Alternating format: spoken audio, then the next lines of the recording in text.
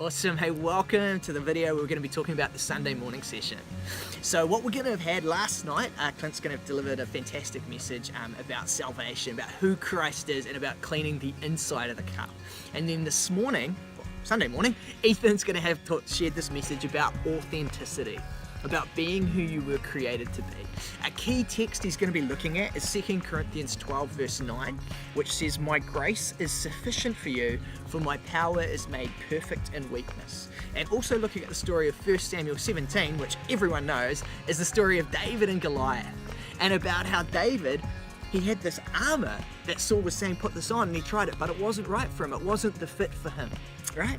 So some of the questions you might want to be thinking about is sitting there going, what have you put on or allowed others to put on you that hasn't been the right fit for you?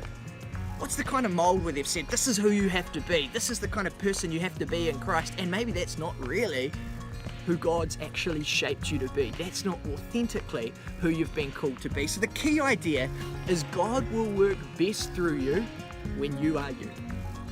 He hasn't made a mistake. He's made you the way he has for a purpose, and he's given you the gifts and abilities he's given you for a purpose. Trying to be inauthentic and trying to be someone else will not lead to great results. So be thinking about those questions, and also be thinking, do you have a story when you've tried to be someone you weren't?